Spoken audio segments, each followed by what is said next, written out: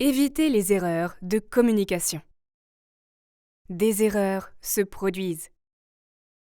Tout le monde fait des erreurs. Même les bons communicateurs ont parfois des problèmes et une mauvaise communication se produit.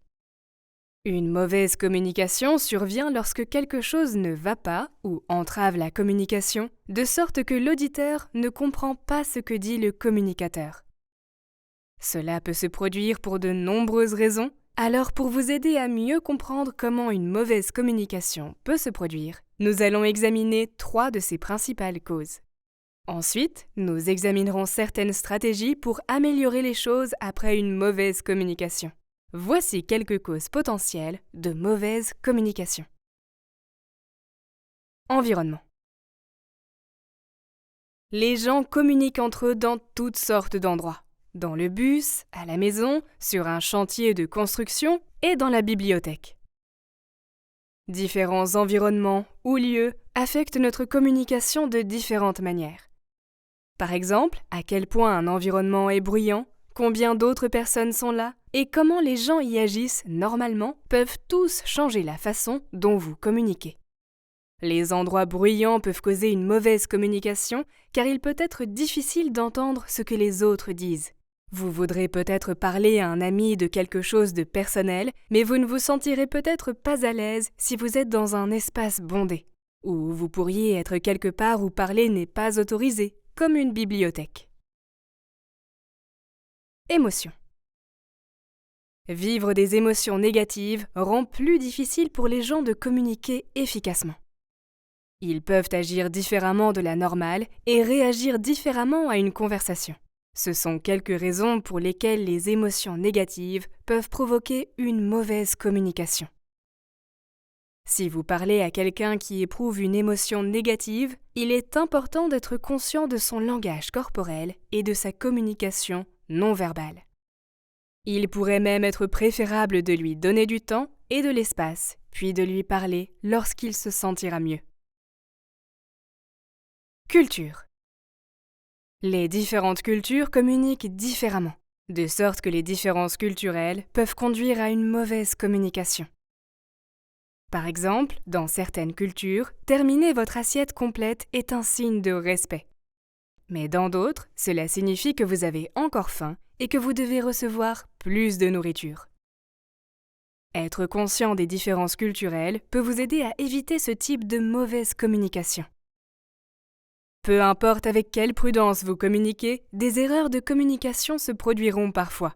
Voici quelques stratégies que vous pouvez utiliser pour améliorer les choses après une mauvaise communication.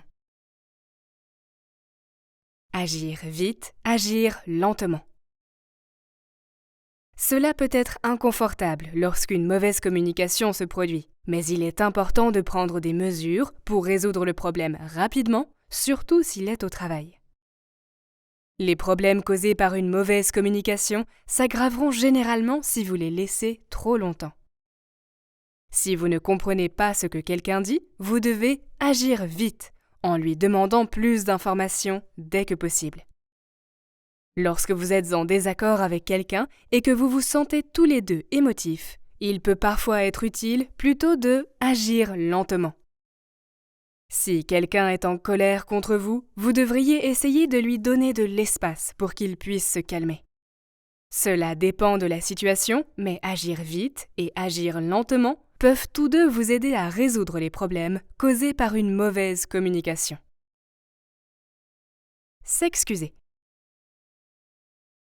Si vous avez commis une erreur qui affecte quelqu'un d'autre, s'excuser est un excellent moyen de corriger les choses.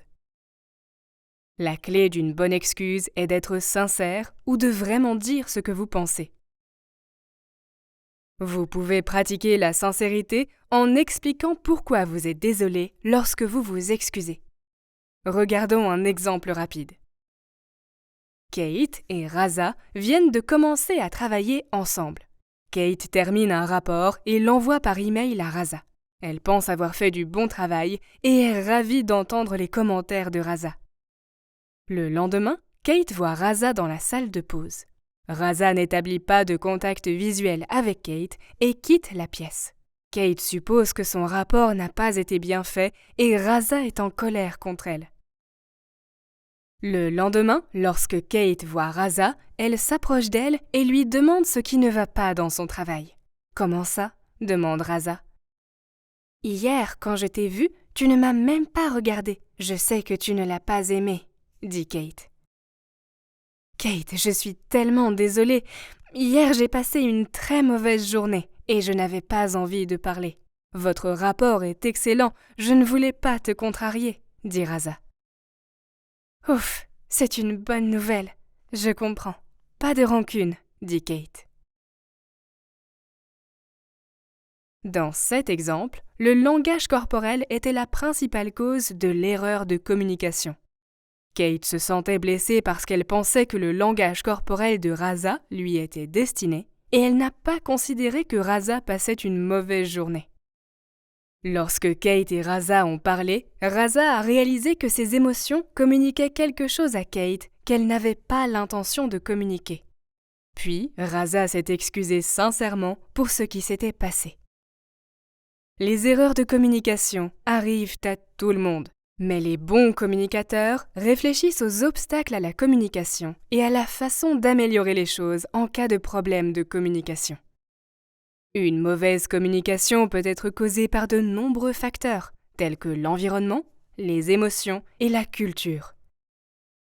Si vous rencontrez une erreur de communication, agir rapidement ou lentement et vous excuser peut vous aider à résoudre le problème. Être un bon communicateur, ce n'est pas être parfait, c'est avoir les outils et les compétences pour dire ce que vous voulez vraiment dire.